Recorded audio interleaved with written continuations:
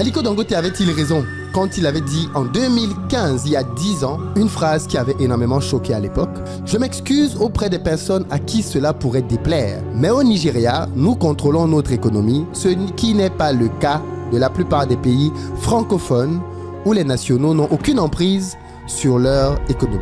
Ces économies sont contrôlées par des étrangers qui parfois dictent leurs conditions au gouvernement et à tout le monde. Voilà ce qu'Aliko Dangote disait en 2015. Il disait que les pays d'Afrique francophone ne contrôlent pas leurs économies, elles sont contrôlées par des étrangers. J'ai voulu prendre au mot, à la lettre, Aliko Dangote, en allant vérifier 4 économies pour lesquelles on va vérifier des secteurs stratégiques.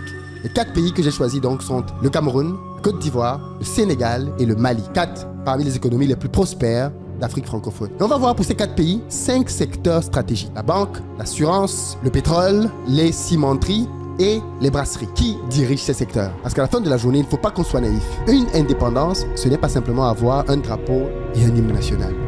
Ça va beaucoup plus que ça. L'indépendance, elle est d'abord économique. C'est celui qui tient l'argent qui dicte les règles. Et chacun d'entre nous a vécu cette dure loi, au moins à la maison avec ses parents. Tant que tu étais ado, tu respectais les règles de tes parents. Tu rentrais à l'heure à laquelle ils te disaient de rentrer. Tu faisais les études parce qu'ils te demandaient de les faire.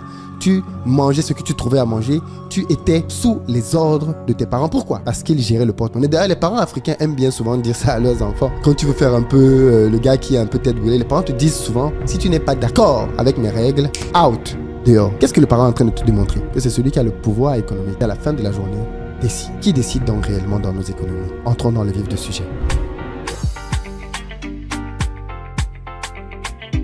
Salut à toi, bienvenue sur ma chaîne, moi c'est Philippe Simo et ici je te parle de business concret, de développement du continent africain. Donc si tu es nouveau ici et que ça t'intéresse, abonne-toi. Ça y est les amis, mon livre est désormais disponible, L'urgence d'entreprendre en Afrique. Si c'est une thématique qui vous intéresse, dans la barre de description, vous pouvez vous en procurer un directement.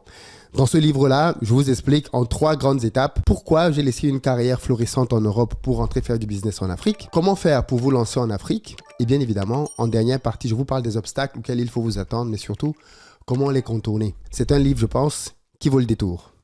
D'ailleurs, les amis qui êtes aux États-Unis et au Canada, si vous voulez vous procurer le livre, vous pouvez l'avoir bien évidemment sur Amazon, mais si vous voulez par exemple une dédicace, je vous donne rendez-vous le 14 à Montréal et le 21 au Maryland. Vous avez les liens dans la barre de description et on va parler de business concret. On va voir dans une première partie comment gagner de l'argent là où vous êtes parce que c'est important que la diaspora soit puissante et forte là où elle est.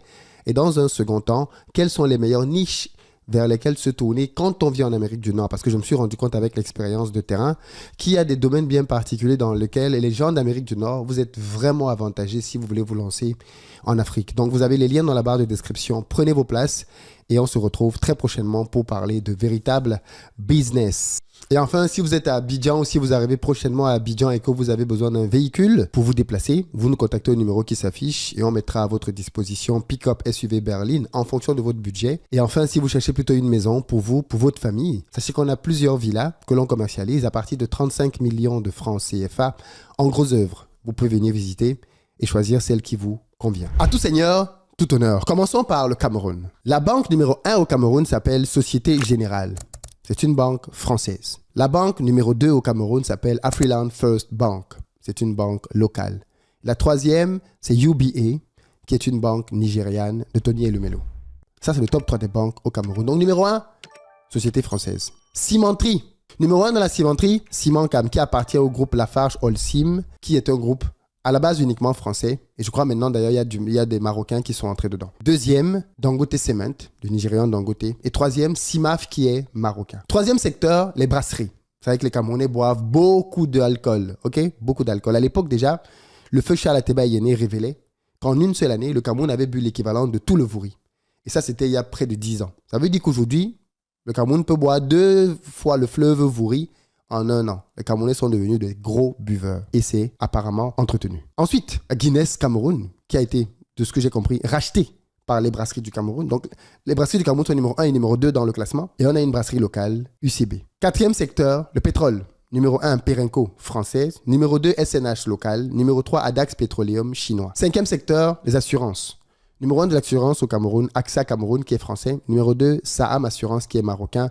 Numéro 3, Activa Assurance qui est camerounais. Donc vous voyez que dans les 5 secteurs que je viens de citer, les premiers à chaque fois dans chacun de ces secteurs stratégiques au Cameroun sont de Français. Ça veut dire que les entreprises françaises tiennent l'économie camerounaise. Et pourtant, on a l'habitude de dire que les Camerounais sont très débrouillards, que les Camerounais font beaucoup de business, que les Camerounais ne sont pas comme les Ivoiriens, que les Camerounais, eux, ils tiennent leurs économies. Quand on regarde les chiffres, il y a certes des endroits où les Camerounais fightent un peu, mais essentiellement, les entreprises françaises trustent les premières places de l'économie camerounaise. Et je tiens à préciser ici, je ne veux pas retirer de la bravoure aux entrepreneurs camerounais qui travaillent dans un environnement très difficile, peut-être l'un des plus difficiles d'ailleurs d'Afrique, mais je veux juste souligner le fait que les entreprises françaises dont je viens de parler, elles ne sont pas là parce qu'elles sont meilleures que les entreprises camerounaises. Elles sont là parce qu'elles ont bénéficié d'accords coloniaux. Figurez-vous que beaucoup de ces entreprises existent depuis l'époque coloniale et elles avaient des monopoles. Quand vous êtes la seule cimenterie dans un pays dans lequel on construit tout avec du ciment, comment vous faites pour ne pas être multimilliardaire à souhait? Ça a été le cas de Cimencam, qui avait un monopole au Cameroun de, je pense, près de 50 ans, pendant lesquels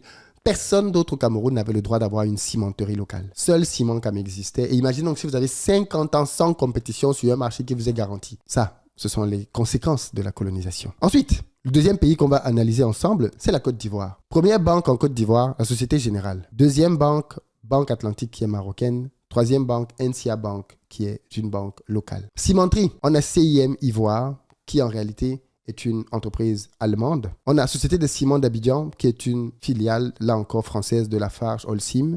On a CIMAF, qui est marocain. Troisième secteur, les brasseries. On a la Société de Limonaderie et Brasserie d'Afrique, groupe Castel, le même qu'au Cameroun. On a Brassivoire, Heineken, qui est Pays-Bas. Et on a Solibra, qui est local. Pétrole, on a Total Energy, France. Eni, Italie. Petrosi, qui est local. Cinquième secteur, assurance. On a Sanlam Assurance, qui est sud-africain, allemand. On a Suno Assurance, qui est local, et NCA Assurance, qui est local. Je vous donne bien les éléments. D'après les classements que j'ai trouvés sur Internet, ces infos peuvent avoir légèrement changé, mais les tendances sont là. Ensuite, Sénégal, pour les banques, Société Générale, française. Banque Atlantique du Sénégal, marocaine. CBAO, marocaine. On a les trois premières banques au Sénégal. On n'a pas d'acteur local. Cimenterie, on a Socosim, qui est le groupe Vicat français. On a Dangote Cement qui est Nigeria. On a Ciment du Sahel qui est une structure locale. Brasserie. On a Brasserie du Sénégal qui est le groupe Castel. Le même groupe encore qui est en Côte d'Ivoire et au Cameroun. On a Guinness Sénégal, Diageo. On a les brasseries de l'Ouest africain qui est local. Au niveau du pétrole, on a BP au Royaume-Uni. Woodside Energy qui est australien. On a Total Energy qui est français. Dans le secteur du pétrole, pas d'entreprise sénégalaise. Assurance, AXA Assurance, AXA Sénégal, français. Sanlam Sénégal, qui est sud-africain. Suno, qui est local. Mali, on a pour les banques, Banque malienne de solidarité, qui est une banque locale. Banque Atlantique du Mali, qui est marocain. BNDA, qui est local. Cimenterie, Ciment du Mali, Maroc. Diamond Cement, Mali, indien. Société des ciments du Mali, local. Dans les brasseries, on a Brasserie du Mali, Groupe Castel, le même encore, partout. Brasserie bamakoise locale, brasserie de Sikasso locale. Pétrole, on a Total Energy Mali, France. Shell Mali, Royaume-Uni. Petroma local. Et enfin, en assurance, on a NCA local, Suno local, Saham marocain. Voilà l'architecture, à peu près. Il peut y avoir, comme j'ai dit, des mises à jour dans les classements, des petites C'est pas grave. Ce que je veux qu'on voit, c'est la big picture, la grosse image. Et on voit bien que dans la grosse image, les acteurs numéro 1 chez nous sont bien souvent étrangers, dans les secteurs stratégiques. Allez-vous imaginer un seul instant qu'un pays comme la France pourrait avoir une entreprise étrangère dans un secteur stratégique? Bien sûr que non. C'est bien que l'on veuille l'autonomie, c'est bien que l'on veuille la souveraineté, mais la souveraineté passera quand ces classements seront inversés. Tant que les top 3 de tous ces secteurs ne seront pas des entreprises locales, on va courir dans le sac. On sera en train de perdre du temps. Le vrai enjeu, c'est celui-là. Récupérer le lead de nos économies. C'est là que ça se passe. Dites-moi dans les commentaires ce que ça vous inspire. J'ai hâte de vous lire là-dessus. Peace.